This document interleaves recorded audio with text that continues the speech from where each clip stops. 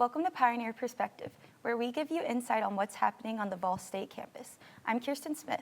Today, my guest, Karent Mitchell from the Vol State Scholarship Foundation, and we're talking about the Women Empowering Education Luncheon this spring.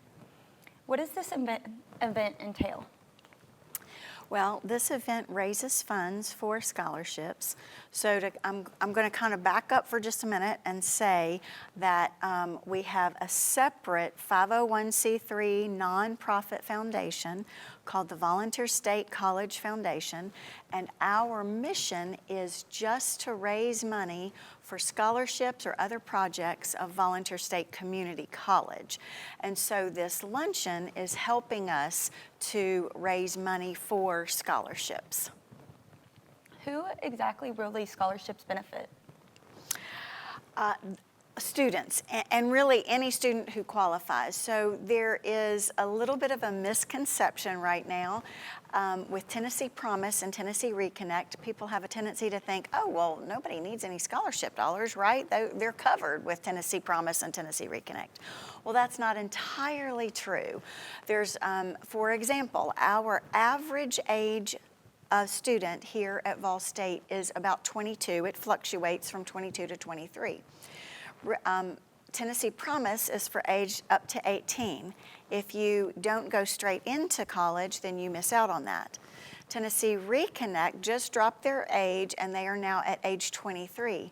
But as you can see, there's a gap there between 18 and 23. If our average age is 22, that tells you we still have a big gap of people, of students who still are in need of some scholarship funding. We also have students who just fall through the cracks for strange and different reasons, and they just fall through the cracks. So we still have significant need for scholarship dollars. We also have a lot of our programs that have fees, pretty high fees for the students. Books cost a lot, even e-books cost a lot of money. So this benefits all of the students. What inspired you to be a part of this? Well, I came to Vol State. I will be celebrating my 18th anniversary with Vol State in May. And when I first came here, I just had a passion for women in philanthropy. And I had seen this kind of in the national news about women getting together and raising some funds, and I thought, you know, I think that this would work here. So we started this little luncheon, and our first little luncheon had featured Louise Mandrell, and we had over 150 women that came, and it turned out to just be a fabulous luncheon. And when the luncheon was over, people were asking us, when are y'all doing this next year? What's the date for next year? We had people coming up to us and saying, I want to sponsor this next year. Well, if you're in fundraising, you know that never happens. They never come to you and say, hey, can I sponsor this? You're usually going out asking people and begging people, and I hate to use the word begging, but at least helping them understand that we really need their sponsorships. And people were just so excited to sponsor. So that's how it all got started. What are some key goals for this year's event? Are they different from previous years? The goals are not different. The goals are always the same, to raise a lot of dollars, as much dollars as we possibly can. So we have been raising, I think last year we raised just over $70,000 with this luncheon. So obviously our goal is to raise $75,000 to $80,000 for scholarships. What is a memorable aspect of this event?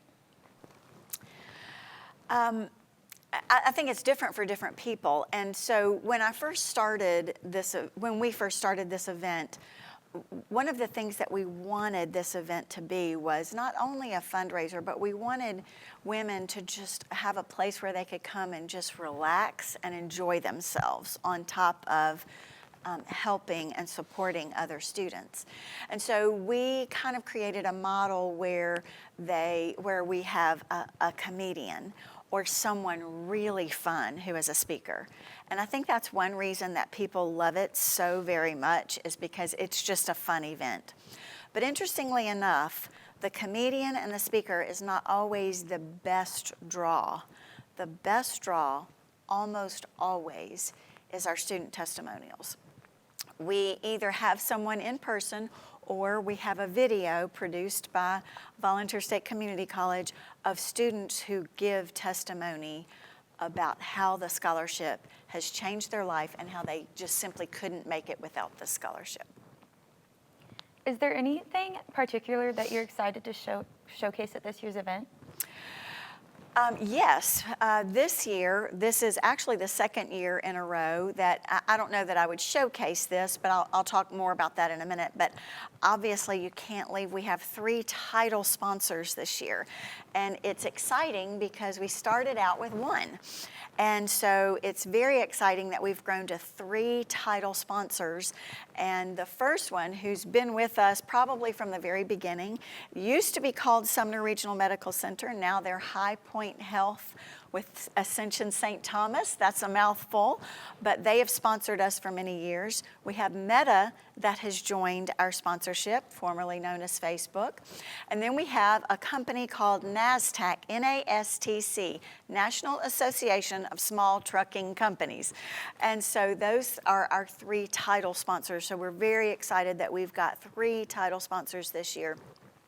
But probably what will feature the most is the fact that the number of students that this event has changed the lives in the 18 years that we've been doing it. So we'll be showcasing that a lot.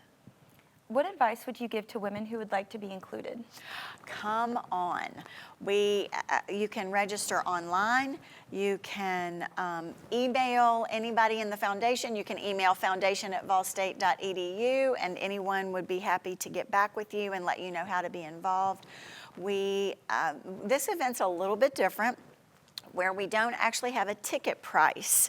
So you come, and then we do have a suggested minimum donation. Then I will extend a time during the event where people can give, and so you can give at the event. How can individuals and businesses support this event after the luncheon? Oh, that's a great question. We actually have women who do that. We have women who give monthly gifts to go specifically for this scholarship fund.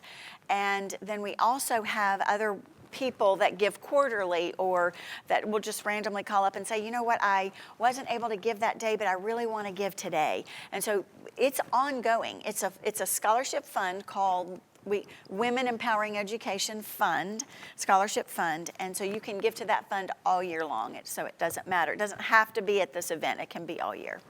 Is there anything you would like to add that I may have missed? Oh, I don't know. Other than it is truly an enjoyable event with the testimony to see the difference that this group of women make, and the heart that they have for our students and for making a difference in the lives of students who otherwise might not be able to complete their education or their dream to make their lives better for themselves and for their families. It's just such an enjoyable thing to witness. And then also, the comedian also is just a lot of fun. And this one has been here before, and everyone loved her, so I know it'll be a lot of fun again. Thank you, Karent Mitchell, for joining us to share your insight into the Women Empowering Education Luncheon. I'm Kierstyn Smith. This is Pioneer Perspective.